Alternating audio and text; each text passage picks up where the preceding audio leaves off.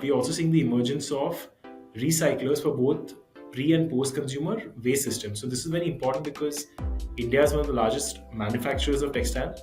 We are one of the largest consumers of textile, and hence we are also one of the largest producers of textile waste, both at the pre-consumer and a post-consumer level. And today, we are seeing innovative solutions, whether it comes to MSMEs in Tamil Nadu, specifically in the Tirupur and Karur clusters, or in Gujarat, in Surat and Ahmedabad, where we are seeing how different SMEs are exploring, and this can also be at a cluster level. Fiber to fiber recycling solutions using cotton and polyester blends. We are also seeing that currently there's only a small percentage of textile waste which is being recycled. So there are also systems being created to collect and collect, sort, and ensure that the waste is repurposed correctly and then goes back into the manufacturing supply chains. Welcome back to MSME Talk podcast for micro, small, medium enterprise businesses and startups. This is part of MSME Day 2025 special episode series by MSME Talk on circular economy adoption in textile MSMEs in India, trends, gaps and policy landscape with Siddharth Lulla, partner at Intellecap, who focuses on circular economy and climate solutions. For better experience, I would suggest you to switch to 1.25x speed, and also don't miss to subscribe at the rate MSME Talk on YouTube, Apple and Spotify. Siddharth Lulla is partner at Intellecap with focus on circular economy and climate solutions. He will share insights, data and trends in textile, sustainability and circular economy in references of MSMEs. A very warm welcome, Siddharth, on MSME Talk podcast, special episode for MSME Day. Thanks, Trupti. Pleasure to reconnect with you and looking forward to this discussion. Thank you, Siddharth. Siddharth, to begin with, we would like to understand what are the key sustainability and circular economy trends currently shaping India's textile sector, specifically, related to MSMEs. Got it. No, great. Thanks for that question, Trupti. And in fact, the last 2 or 3 years, I've actually had a front seat view, especially when it comes to micro, small, and medium enterprises, in terms of what is the uh, changes, what are the sustainable initiatives at the intersection of climate action, global supply chain, and circular economy innovation. And Okay. based on some of my observations, I've seen the following key trends which are really shaping the space. So this includes increasing supply chain decarbonization pressures. We're seeing an increased pressure from global buyers, particularly in the EU, which have started mapping and disclosing Scope 3 emissions, for their customers. So this automatically has trickled down to MSME suppliers in India as well, who face growing expectations to demonstrate their climate credentials through tools like a Higgs index, GHG protocol, or LCA disclosures. Okay. Secondly, also when it comes to water and energy efficiency measures, we're seeing that currently with nearly 30% of the entire production costs, linked to processing, whether it's water, whether it's steam, whether it's electricity, there's become a very increased focus on innovative solutions such as, let's say, energy efficient motors, water use systems, heat recovery technologies. In India, there is a lot of work being done on similar lines, and in fact, even in the work that we do, we essentially are working very closely with SMEs and some of the larger manufacturers as well to show them different solutions, across the supply chain and see how the entire carbon emission footprint can be reduced across the supply chain.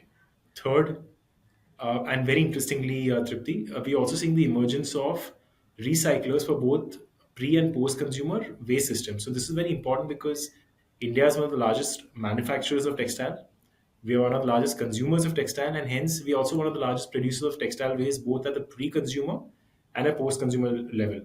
And today, we are seeing innovative solutions, whether it comes to MSMEs in Tamil Nadu, specifically in the Tirupur and Karur clusters, or in Gujarat, in Surat and Ahmedabad, where we are seeing how different SMEs are exploring, and this can also be at a cluster level. Fiber to fiber recycling solutions using cotton and polyester blends.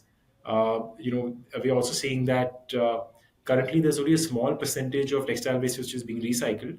So there are also systems being created to collect collect, sort, and ensure that the waste is repurposed correctly and then goes back to the manufacturing supply chains. And fourth, I would also just like to say that we've heard a lot about EPR and circularity linked regulations. So India's Okay. extended producer responsibility was nascent, a bit earlier, but over the last 2 3 years, in fact, Okay. the 2023 draft EPR framework for textiles is also likely to be pushed to support MSMEs in this direction, and trying to see how circular business models can be adopted, across the sector. So these are some of the insights I'd like to share when it comes to what are some of the key Okay. sustainability and circular economy trends shaping the textile sector. Tripti. Okay, that is interesting, Siddharth. So, what you are saying is actually bringing an output, and an idea that yes, MSMEs are picking up and warming up for these specific things. It's another thing that it is more coming because of the push of their buyers, specifically Indian manufacturers and MSMEs are supplying to the global chain.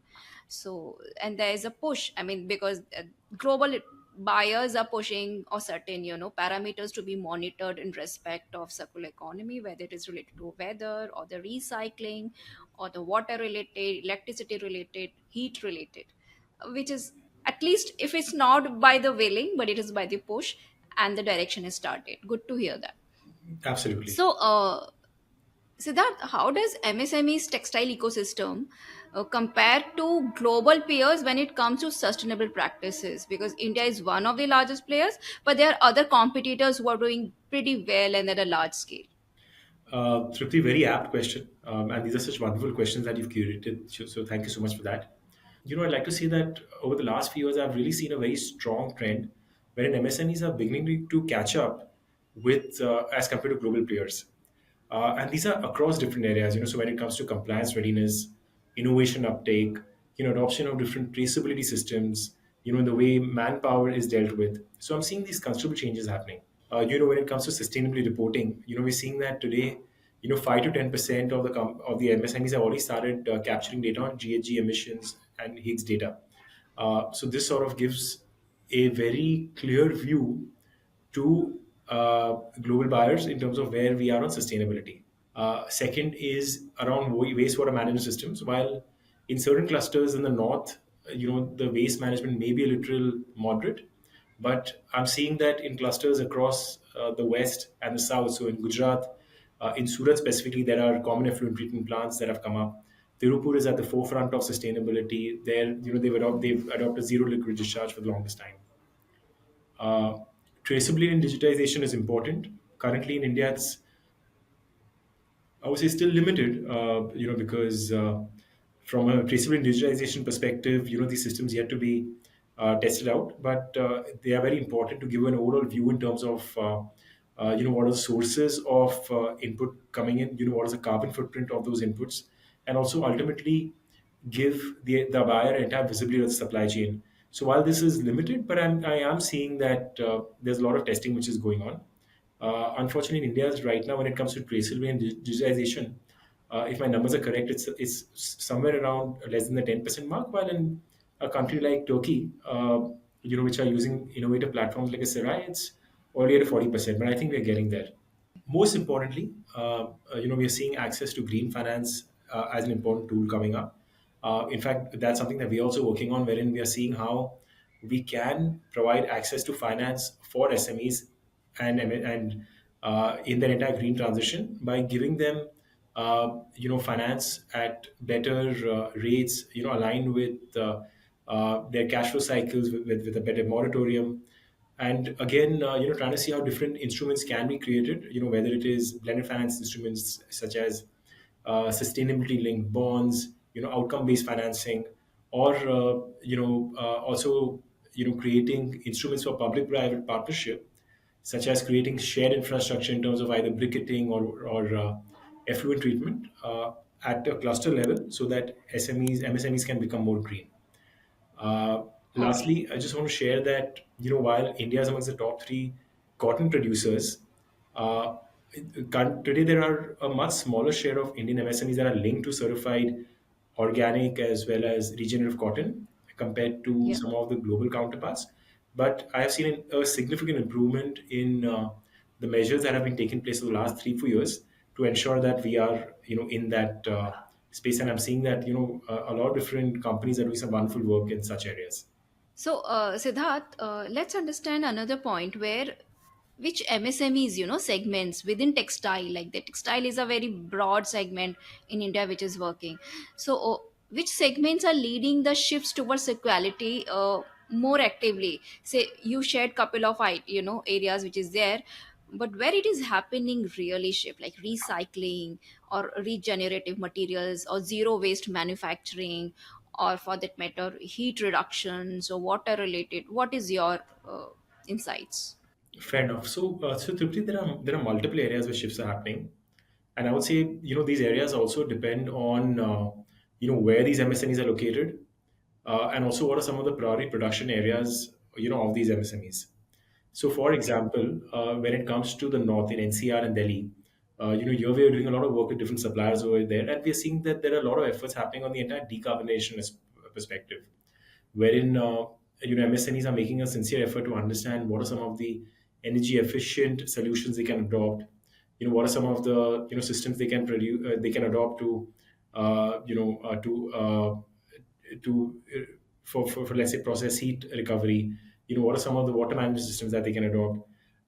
So in the north, I'm seeing a lot of work happening on those lines, and I'm also seeing a lot of work across the country on areas like energy transition, wherein because of the entire mandate to transition away from coal, we are seeing how biomass can be adopted, and in that process, MSMEs are modernizing their equipment, such as boilers to transition away from sources like coal.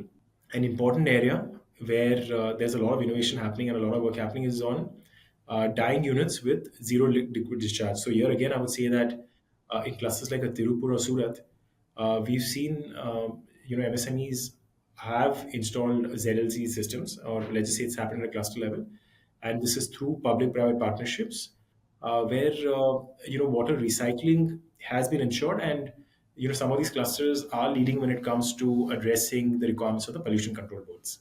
Okay. So what I understand is depending on the region, what is the most critical part that focus has started coming in, and specifically where a lot of waste is coming out, or the energy part where you're bringing into the solar and all. That is correct. That's Great. absolutely correct, Shruti. So, Siddharth, if you like to understand what are the major barriers faced by textile MSMEs in adopting these sustainable or circular practices in India, whether it is financial related, regulations, technology, or just sheer, inertia कि नहीं करना है types, क्यों करना है? So, what is that typically you are seeing it when you're dealing with this segment? Nahi karna hai to is not something which is applicable today, because if they want to stay globally competitive, they have to address these requirements, because there's a very strong policy mandate globally, and also in India we're seeing a very strong mandate coming in. But from my perspective, and based on my experience, there are five key barriers. One is definitely financial constraints. So the high cost of, let's say, energy efficient equipment or ZLE retrofits. These could be expensive, and in all cases, MSMEs may not have the access to finance support, or they may not have access to finance in the way that would adopt their business, that would understand their business models, which is something that we are working towards addressing as well. Second, there's a lack of awareness and technical know-how. So many MSMEs are unaware of different tools and solutions out there. From a technical knowledge perspective, lack of understanding of solutions, and also lack of understanding of the business case of solution. So what that really means is that I will adopt a solution, but before adopting the solution, I need to know, how what the economic viability of that solution is, or in terms of, if I have to invest in something, how quickly will I get the return on investment, or how short the payback period will be. What is the environmental benefit and social impact of these solutions. So this is something which MSMEs don't have an understanding of, and that is something which they need to get educated on, because ultimately they need to make the investment and they have to see the economic viability and the business case, which is something which is very important. And lastly, I would say, which is very important, is the entire fact that the buyer support tends to be inconsistent. So, most sustainability requirements from brands are compliance focused, but only a few of the brands really work with the MSMEs to also have partners to provide technical assistance and co-financing for the MSMEs. So here, and then the MSMEs also don't know what the buyer requirements are. So their entire uncoordinated effort and lack of understanding the buyer's expectations, tend to pose a major problem. Okay, so a lot of, you can say there's a lot of channel partners and advisories as required in between, who can overall guide the MSMEs in perspective of the buyer's requirement, uh, technology availabilities, finance availabilities, and the payback. I would say some hand-holding support is required, which has to be done in a coordinated manner to cater to this lack of access to finance, the lack of awareness of technology and the technical know-how. To take care of the fragmented ecosystem by creating shared infrastructure, and to also bridge that gap between the buyer and where you stand currently. Right, exactly. So, Siddharth, any specific Indian government policies or schemes which are currently encouraging MSMEs to adopt sustainability or circular economy practices? And if yes, and which one is actually really yielding results? So, in fact, Trupti, there are so many policies out there which are there from a government standpoint, and since the question is which are the ones which are yielding results, I would say that some of these schemes include, let's say, SIDBI's energy efficiency schemes. So, lines of credit with partial risk guarantees for MSMEs. There, I'm seeing a lot of MSMEs adopt this. Uh, the PM Mitra parks essentially integrate, which is encouraging integrated sustainable manufacturing in different textiles park. There are PLI schemes for technical textiles. So here I've seen a lot of different companies wherein which are actually leveraging from these PLI schemes for incentives when it comes to research and innovation, or largely research and development. Another scheme which I've seen where I need to sort of delve deeper to understand the nuances and where the uptake is. But the ZED scheme essentially is a zero defect, zero effect scheme, which offers certifications, toolkits, and also subsidies for cleaner production. So this is something which I'm hearing a lot about now. And Yeah, notably, there is also an ESG credit program which is in development, where the RBI is piloting ESG themed guidelines for financial institutions to classify and support sustainable lending that could become a future lever for green credit to MSME. So I think this could be a game changer. got it. So, Siddharth, looking ahead, any one expectation from upcoming policies or regulatory frameworks to better support sustainability and circular economy adoption among textile MSMEs? So I think from the government side, there is a lot of push at this point of time, and also because I've had personal interactions with a lot of government stakeholders, so I know that they are very committed to this sector, and they're very committed to greening this sector.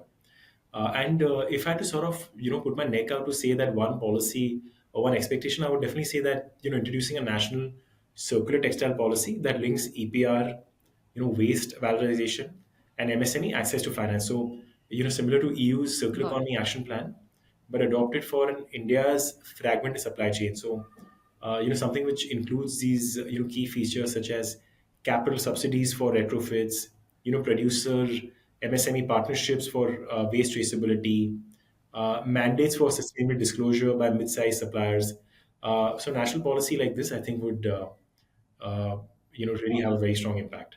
Okay. Consolidated framework with as multiple all the plugins Yes. and the support system Yes, creation. and there are talks about this also, Trupti. I think there are talks about this going on, and I think there is a commitment to this. There are several Yeah, different, right.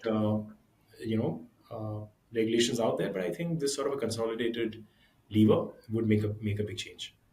Right. It's all about, also boils down to the cost, because if you're bringing out the national policy, then at the national level, what is the cost and how funding and implementation has to be taken. Yes, But that's interesting, I mean, consolidated policy is an interesting view, knowing how important circular economy is in current environment, and textile being one of the largest polluter of globally, industries which contributes to the pollution, and yeah, we can't give away and we can't live without it, hence we have to work upon it, as that's simple as correct. that. That's correct.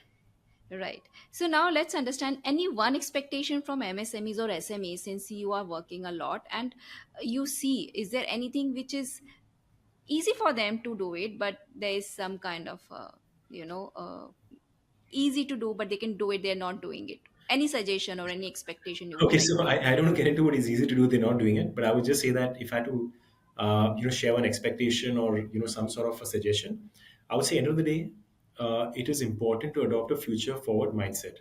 So treat Hmm. sustainability not just as a compliance, but as a competitive differentiation.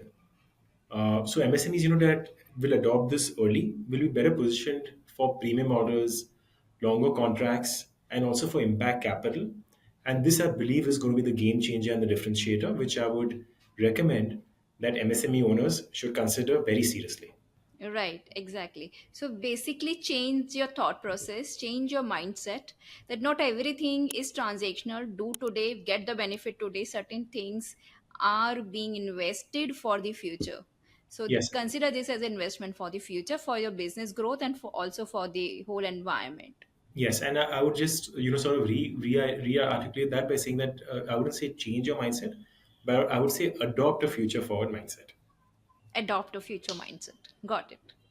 So great. So I think you have shared couple of points, Siddharth, in a very short, time frame. You have given us a whole thing what's happening on the sustainability and circular economy in related to textiles, MSME sector in India. Wonderful. It's always a pleasure to invite you on MSME talk. We always learn something new and what's Thank you happening so in much, the Suki. industry. uh, we'll see you again some other time, and we'll sit across for something very more deeper discussion on any particular policy or thing. Perfect. Looking forward to it. And the only thing I want to sort of summarize as a key takeaway from this conversation, Trupti, is that uh, from an India standpoint, I'm very excited in terms of where we are and how our MSMEs are positioned. And I do see that there is a deep local context and cost efficiencies that could really come in if we look at how we can monitor and track carbon footprints digitally. How that we can adopt blended cotton waste recycling processes, and how so that we can create these cluster level cooperatives or shared infra that can align all the MSMEs towards a common vision of carbon footprint reduction. Right. Okay. Thank you so much, Siddharth. Wonderful summarization of the discussion. Hope you got some insights from this MSME Day 2025 short episode series. We have covered other topics as well on this series, like MSME invoice discounting and trade receivables, semiconductor MSMEs in India, EV MSMEs in India, and circular economy adoption in textile MSMEs in India. Do dive into these short episode series for interesting insights and updates. Like always, do send your feedback and suggestions on connect@msmetalk.com. Dear listeners, since last 3 years, you have been listening to MSME Talk audio podcast on Apple, Spotify, Amazon, etc. Now it is available in video format on YouTube as well. Also, I would like to tell that more information and updates are not covered on podcast, for which you have to ensure that you subscribe our newsletter and follow us on social media. Links are given in description.